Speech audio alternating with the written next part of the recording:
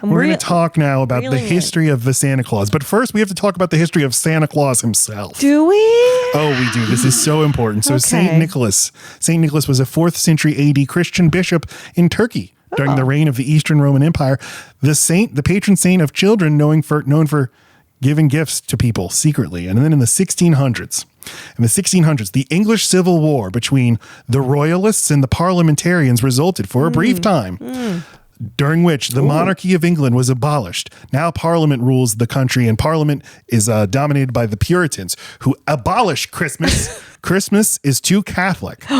Into this environment, the symbol of Father Christmas really took off as propaganda for the old ways, let's bring back the monarchy. Let's bring back old England when Father Christmas was around. We need a daddy. We need daddy and Big Brother. Exactly. Bring him here. He gives us all of our tuppence. Exactly. Okay. At the time, Father Christmas had no association with children. He was a symbol of Christmas time, feasting and merriment. That explains the wreath around his head. He looks like a Greek god. Meanwhile, in the Low Countries of Europe, I'm talking the Netherlands, Belgium, We're talking Luxembourg, super low. the legendary figure of Sinterklaas emerged based on St. Nicholas. It's just St. Nicholas in Dutch. And he has a long white beard. He rides a big white horse and he carries around a book logging the names of children and whether they've been naughty or nice. This guy's a fucking predator. Well, here's what happens. Think about it.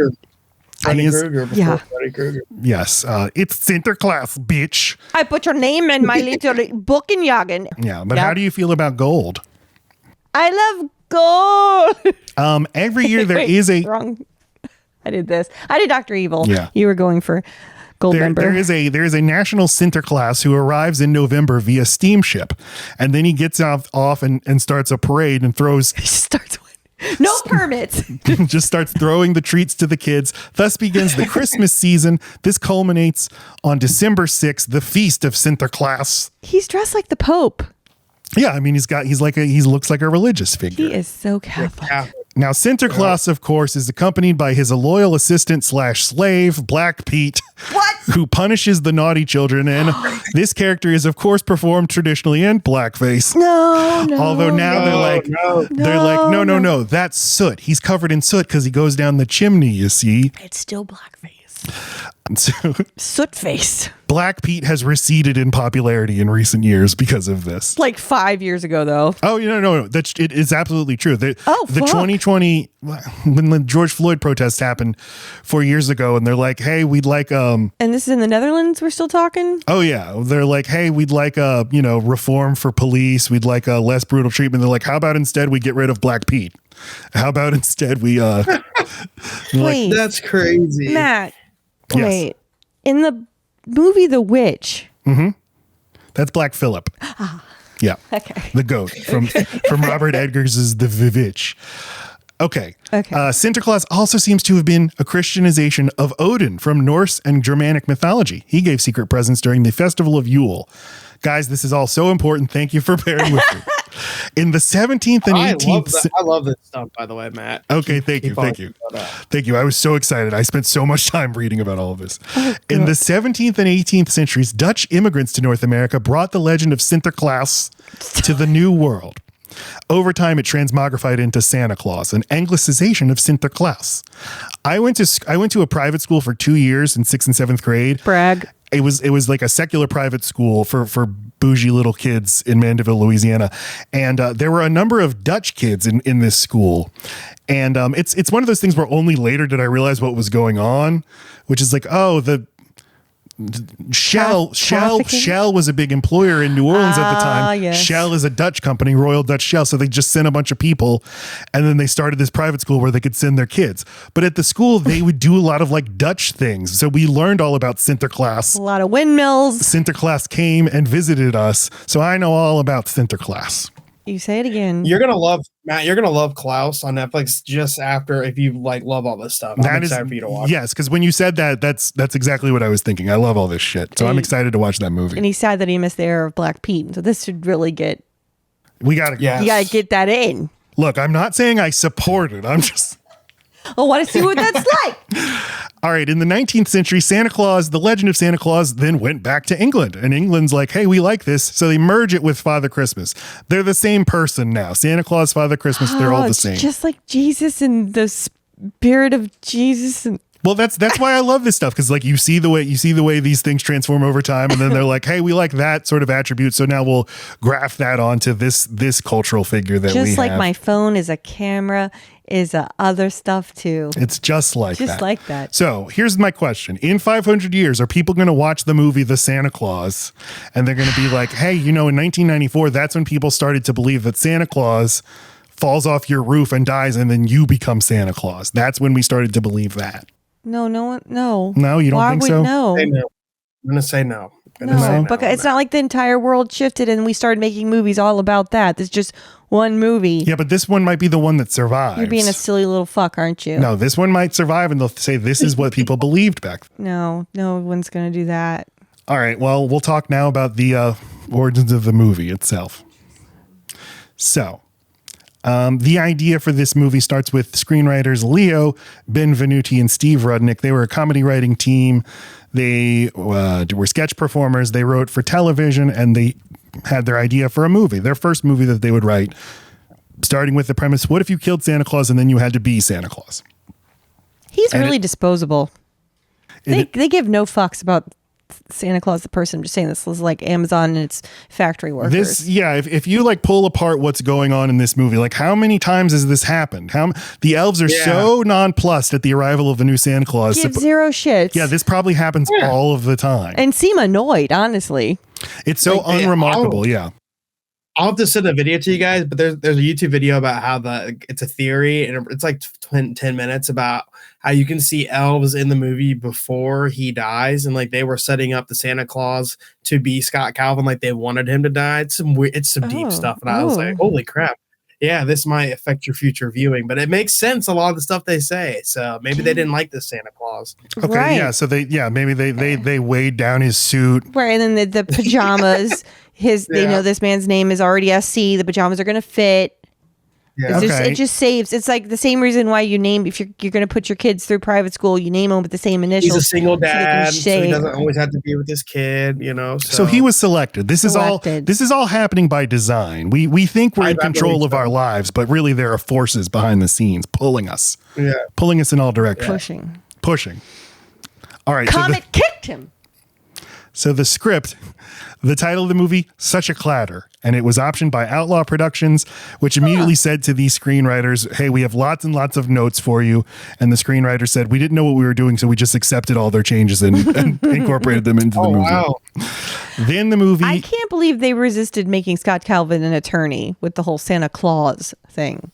It's a good point, but it's like, we've talked about this on the show. There was like, I think in the 90s, it was like, my job is business. I do business for my job. Yeah, but they do bother telling you what, but it's nice because they also, they picked him. He literally designs and makes toys. He already understands the industry. Yeah, I mean, that's like the thematic link. He needs to learn. Christmas isn't so corporate. It's not about distributing toys. It's about... Not how much you can flip your phone, but how much you can flip your heart. I knew it. Okay, it was there all along. Then the project gets picked up by Disney, and Jeffrey Katzenberg orders even more rewrites to make it into a proper Disney film. I mean, this is a classic thing that happens. A studio sees a script and they're like, we don't really like the script, but we like the premise, so we'll buy the whole thing just so we can make it into our own thing. But these two writers, they do receive school screenwriting credit, but they did not seem to have any involvement with the future of the franchise. But they went on to write Space Jam and the Will Ferrell movie Kicking and Screaming. I like both those movies. They're both good, yeah. All right, let's talk Tim Allen. Okay. There are lots of reports about different actors considered for the role. Tom Hanks and Bill Murray. And John Pasquin, the director of the movie, said Bill Murray was the first choice, but he passed. But Home Improvement was a massive show, and it was produced by Disney. And Disney was really going all in on synergy. We want, if you act in our TV shows, we want you in our movies, and we want to sign you to our music label and put you in the theme parks. And keep in the family. Yes, that project's still ongoing. We've already groomed you, so we don't want to keep grooming other people. Just keep on going through the system, baby. Tim Allen's in the Disney stable, and they think this guy has movie star potential, so this is the perfect vehicle to launch him. He was 40 years old at the time of production. He grew up in Denver, but moved as a teenager to Birmingham, Michigan. Yes, Lisa. So there's still time for me. Exactly. Also still 40. Time. Also looking like a snack. I could be Mrs. Clausen. You also can get arrested for cocaine trafficking. That's what this gentleman did. Which happened to Tim Allen in 1978. He was arrested at the Kalamazoo airport for possessing 650 grams of cocaine. He's the thing that Blow was based on. I love it. Dude, I feel like most people know this about Tim Allen, and then they know the other thing about him with the cocaine. What is it, Lacey? I have no idea what you're talking about. Brock, do you know? What did Tim Allen do? Did he kill someone? What? Santa Claus. Santa Claus. That's right. Tim Allen named names. He got himself a very nice plea deal by naming all the other drug dealers he knew. Still, he served I did not know. 2 years, 4 months in federal prison. Which, like, I always knew he went to prison, but like that's a longer time than I thought. Dang. So he got out in 1981 and then moved to LA and started his comedy career. Okay. Like, what a life.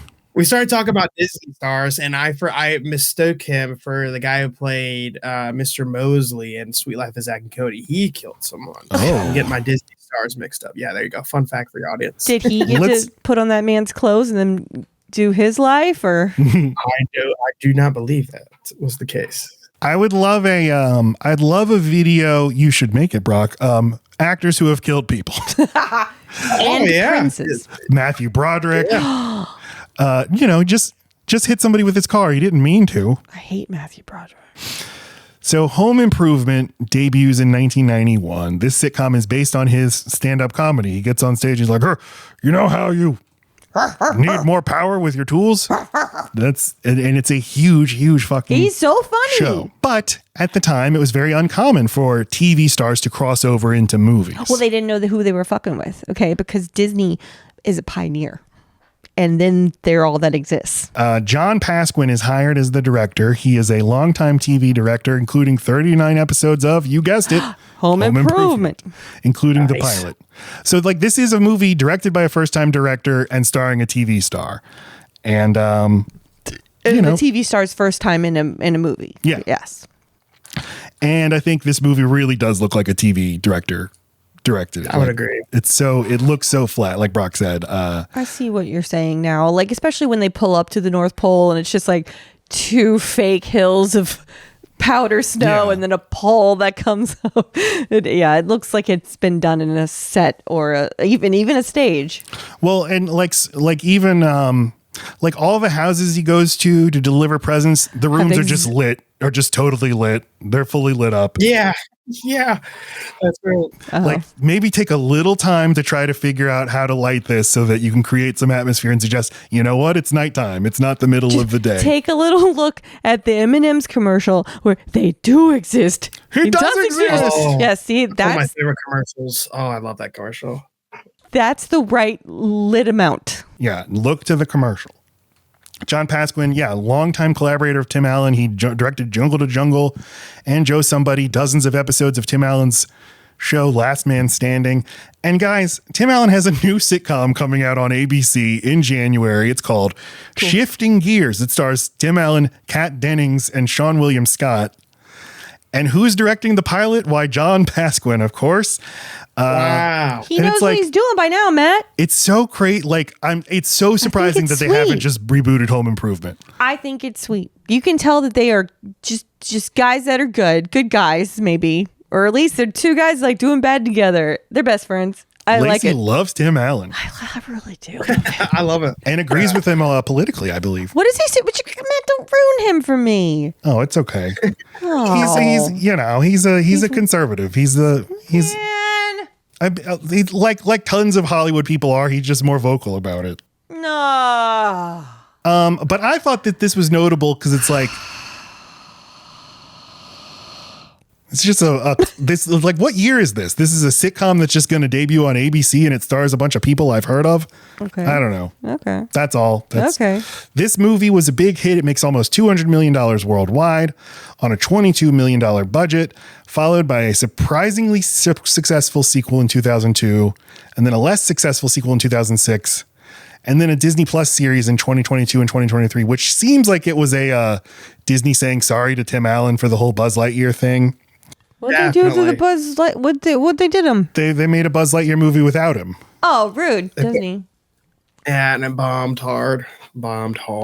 It did. I don't know that it was. I mean, I don't think it was because Tim Allen wasn't in it, but I think that actually might have played a part. Yeah. Oh, it definitely did. It definitely did. Like that was a big criticism, just because it's like he's so synonymous. That's not. I'm not. You know what I'm trying to say. I do know. Yeah, with that role, and like even me, I was like Chris Evans, and I hear Tim Allen when it's Buzz Lightyear. There's a certain amount of like loving the smell of your own shit that he just is perfect with, just the same as Will Ferrell can do it. This just so very sure of himself while also blundering and still making it look good anyway.